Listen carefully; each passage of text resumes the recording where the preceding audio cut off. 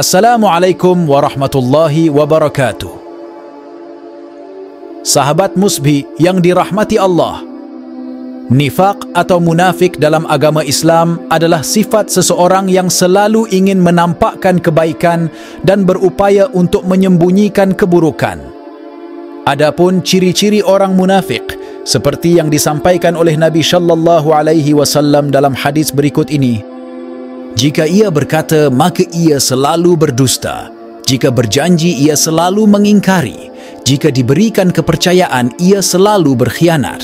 Dan jika memusuhi, maka ia melampaui batas. Hadis riwayat Bukhari. Kisah mengenai seseorang yang munafik sudah ada sejak zaman Rasulullah sallallahu alaihi wasallam. Kala itu ada seorang tokoh yang munafik bernama Abdullah bin Ubay.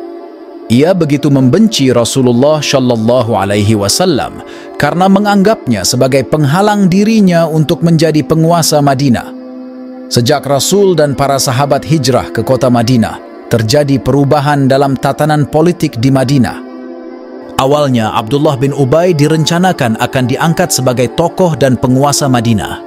Namun setelah Nabi Muhammad sallallahu alaihi wasallam datang ke Madinah, pengaruh Abdullah menjadi pudar. Hingga akhirnya Nabi sallallahu alaihi wasallam lah yang menjadi pemimpin kota Madinah. Hal itu yang membuat Abdullah bin Ubay menaruh kebencian dan kedengkian terhadap Nabi sallallahu alaihi wasallam. Abdullah bin Ubay mengaku beriman dan masuk Islam, sebagaimana kabilah Aus dan kabilah Khazraj lainnya setelah Nabi Muhammad tiba di Madinah. Namun dia hanya berpura-pura menjadi pengikut Nabi Muhammad sallallahu alaihi wasallam. Sejatinya dia memendam kebencian dan permusuhan terhadap Nabi sallallahu alaihi wasallam. Tidak seperti pada umumnya musuh Nabi, seperti keterangan dalam buku para penentang Muhammad sallallahu alaihi wasallam.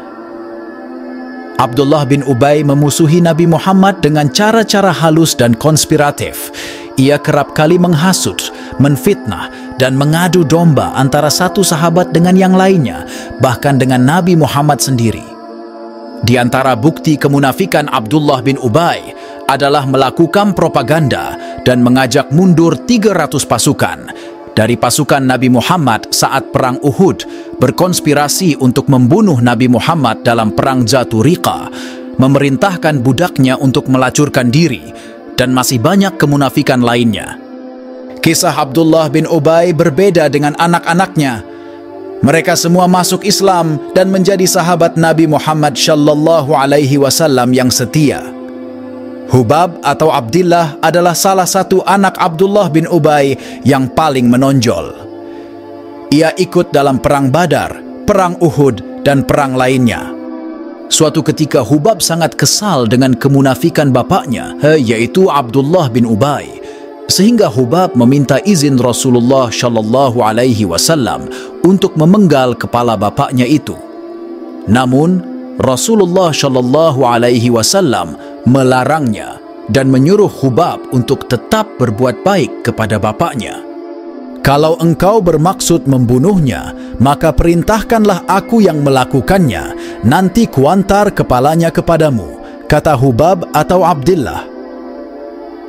Tidak, kita akan tetap bergaul baik dengannya selama dia masih hidup bersama kita, jawab Nabi sallallahu alaihi wasallam. Dalam kesempatan lain, Abdullah bin Ubay menyebarkan propaganda dan api kebencian terhadap kaum muhajirin di hadapan kelompoknya. Kata Abdullah bin Ubay, kaum muhajirin telah membenci penduduk Madinah dan banyak dari mereka yang bermukim di kota Madinah. Demi Allah, kita dengan mereka tidak lain kecuali seperti ungkapan, engkau menggemukkan anjingmu, lalu dia menerkammu. Demi Allah, kalau kita kembali ke Madinah, pastilah orang-orang mulia akan mengusir orang-orang hina, kata Abdullah bin Salul kepada kelompoknya. Perkataan Abdullah bin Ubay itu didengar Zaid bin Arqam. Zaid kemudian menyampaikan informasi itu kepada pamannya dan pamannya melanjutkannya kepada Nabi Muhammad sallallahu alaihi wasallam.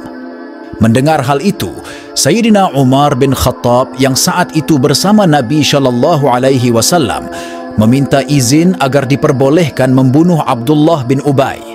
Namun Nabi menolak permintaan Sayyidina Umar tersebut.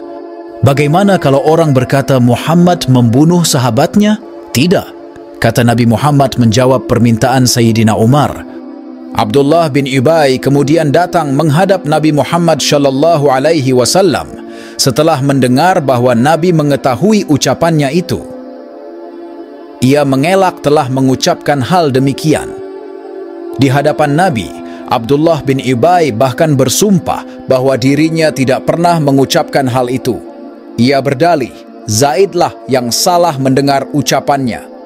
Namun ketika Abdullah bin Ubay jatuh sakit hingga akhirnya meninggal dunia, anak laki-lakinya yang bernama Abdullah bin Ubay mendatangi Rasulullah sallallahu alaihi wasallam.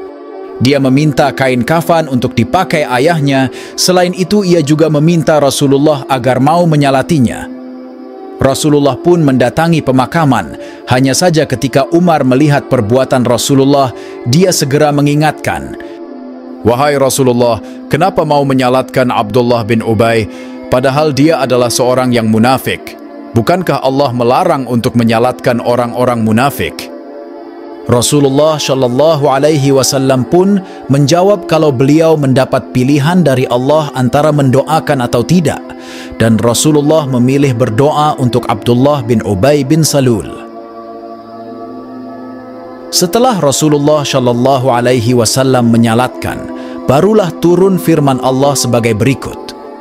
Dan janganlah kamu sekali-kali menyembahyangkan jenazah seorang yang mati di antara mereka, dan janganlah kamu berdiri mendoakan di kuburnya. Sesungguhnya mereka telah kafir kepada Allah dan Rasul-Nya, dan mereka mati dalam keadaan fasik. Quran Surat At-Taubah ayat 84. Wallahu a'lam bishawab. Wassalamualaikum warahmatullahi wabarakatuh.